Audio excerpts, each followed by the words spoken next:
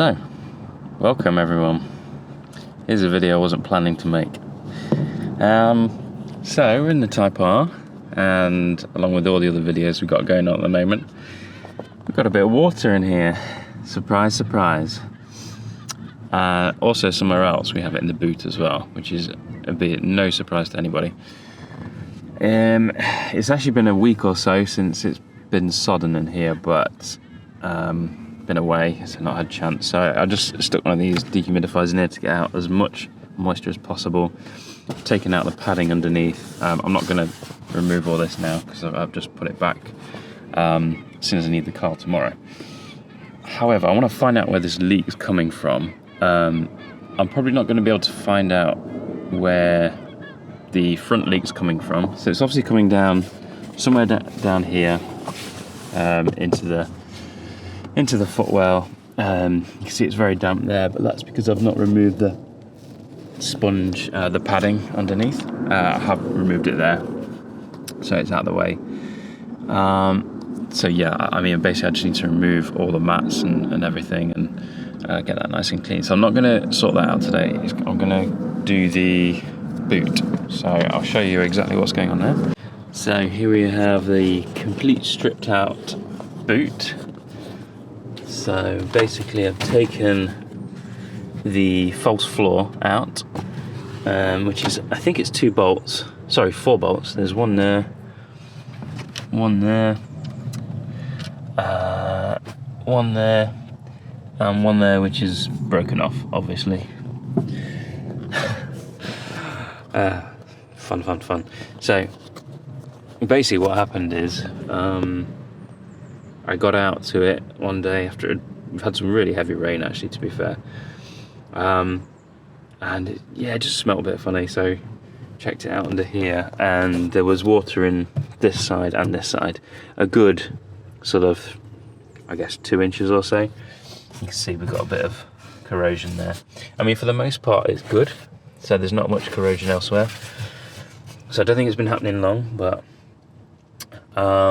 so I cleared it all out, took all the carpets out, and what happened after another week was it collected here and not here. So I think the reason it was in here before is because it sort of sloshed over. So I think the problem is this side, and I'm pretty certain I know where it's coming from, but I need to test it today, so I'm going to throw some water on it and see where it's coming from. So obviously I've read about the tail lights, which it could be, so I'll cover that anyway. But there are 2 points that I think it might be. So here, so this little rubber here. But I think the biggest culprit is here. So I mean, the paintwork's not great here, but I think it's coming in from there. I have a feeling that is where it's collecting. But we shall see. So yeah, fun. Not the job I wanted to do, but it's got to be done. So what I'm going to do now is going to take out the rest of the stuff. So all this plastic, I think it's all one piece actually, just pops out and remove the bits and bobs there. So yeah, that's the next action.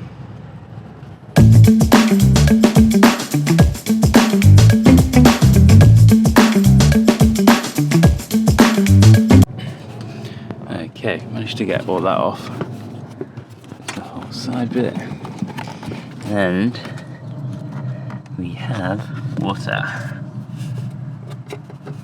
Quite a lot. Quite a lot sat in there. So it's coming from this side. What's that? Ooh, that was loose. Don't think it's coming from there though. Even though there's a hole straight down. There's daylight. There's my foot. However, stick that back in there. Where's it coming from? So could it be there? Don't know. Well, I'm gonna dry it out and then pour a bit on. I'll do the light first and see if we get any more coming from up there. You see the little white clip? That's when the light comes in. don't think it's the filler cap either, because it's pretty sound around there, but for the most part, the good news is there's no rust or anything. It's not been sitting there for ages, so I do think it's quite a new problem.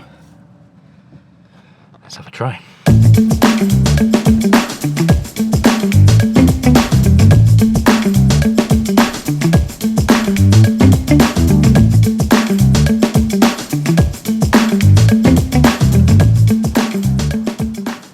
Oh yeah, definitely that's the culprit.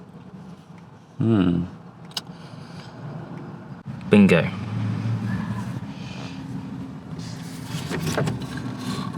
It's coming in from there. See where my finger is? Little blob. Dripping down onto there. It's coming down here into the tray. In there. Could be a bit further back there, but yeah, definitely that. I think it's there, so clean that out and get some seam sealer in. Oh dear. Well, that is a positive. We've solved where that's coming from, so I'm quite happy actually. So yeah, get it all cleared up, get this all put back together, and then we can focus on the top. Whilst we're in here, we're going to treat some of the corrosion with some rust converter.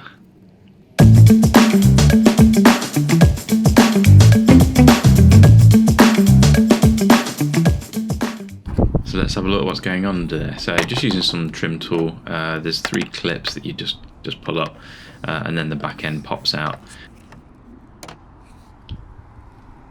And there's plenty of rubbish in there. There's a bit of goo in there, which I assume is some sort of grease or something, but yeah, shouldn't be there. And you can see there's a bit of corrosion, and the seam sealer's come off, so we need to sort that out. The front where the windscreen is, there are a couple of clips. I think there's a blue one, a yellow one and a green one, and there's a red one lower down, but you don't really need to take all that off. So it's a case of just removing some of this greasy, horrible, rubbishy stuff.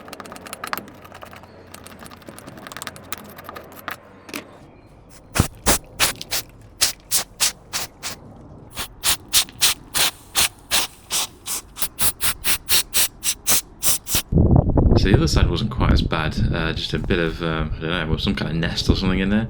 But yeah, the rest of it's not too bad. And just taking up the front rubber with a pick, so that comes out really easily. And this is where a lot of Type Rs, they do rust at the front. So I've got a bit of rust appearing. This will be something I address in the future, but we're going to just prevent it for now as much as we can. And the other side was actually a little bit damp, and then spot the crack. So you can see the crack just down there was where the seam sealer should be on top of, so that's obviously not ideal. And then a bit more rust, a bit more corrosion, so we're going to give this a good clean out and see what we're working with. So I'm using some of the citrus cleaner, just spraying it on and getting the brush in there and making sure it's nice and clean, ready for applying some seam sealer and paint.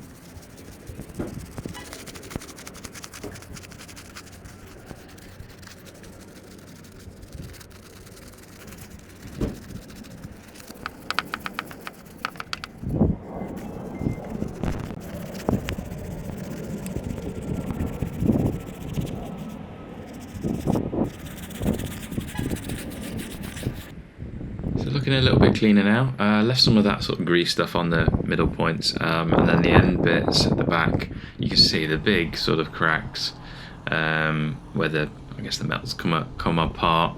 The seam sealer's disappeared, so they're the bits that we need to sort out. You can see it quite clearly here. There's a gap which shouldn't be, and this is on the rear right side, driver's side, so it's starting to appear there, so that's going to be an issue. And then the front right, so I'm assuming is coming from there, the water ingress. You can see clearly there's a big crack there. So I've cleaned up the front, the trim above the windscreen, and just giving it a bit of rust converter. As I say, we're going to sort that out properly when we come around to doing some of the respray touches. And then just throwing in some of this, just paint on seam sealer, nothing too fancy. So we've got a nice clean surface to work with, and just brushing it in.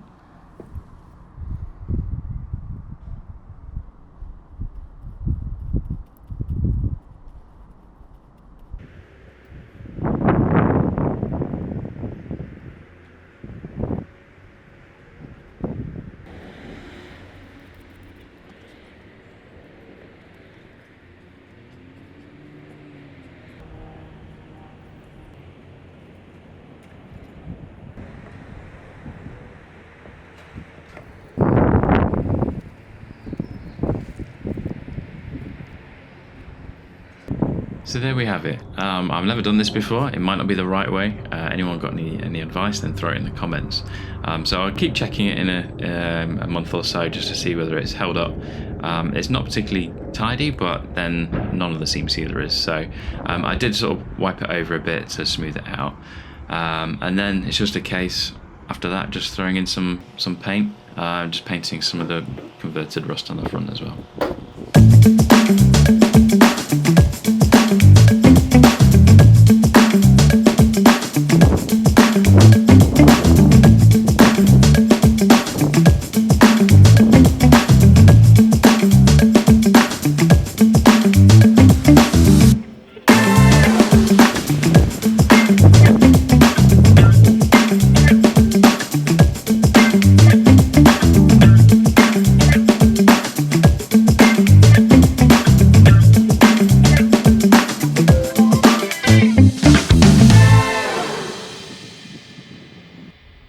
Once it's painted, it doesn't look too bad actually. It looks pretty much out of the factory.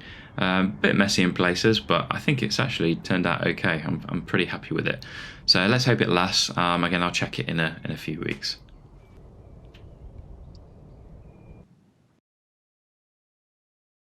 Right, moment of truth.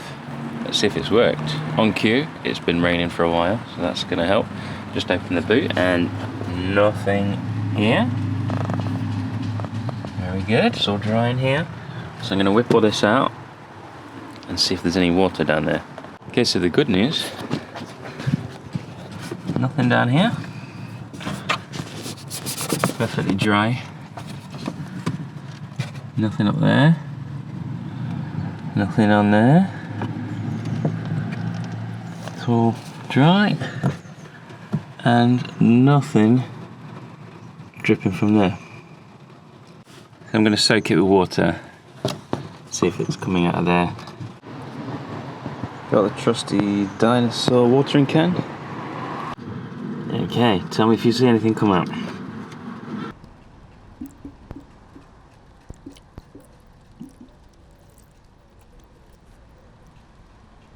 Now we're looking.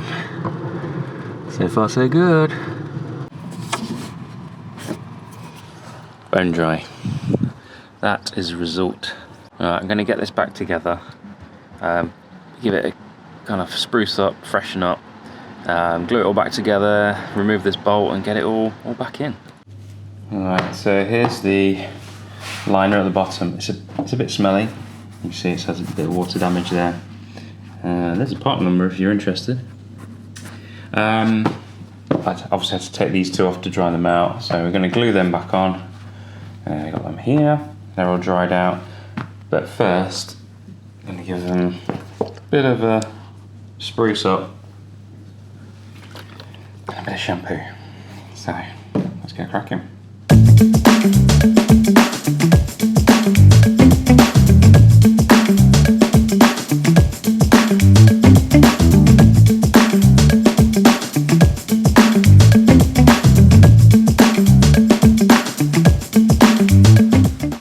So this is the false floor, so with the handle, you see that's how it fits on. Again, part number, if you're interested, Civic floor assembly with a lid. That's the part number there. And that's how it attaches, so it obviously folds like that. Like so, which is good. I had a thought, maybe time for a little modification. This is the handle and it's always been a bit awkward, a bit sort of weird. So I might pimp it up and we'll go for some red. So I managed to steal this off a Bag for Life. I think it'll do. Really simple. Just a few screws there. So we'll give it a go and see how that looks.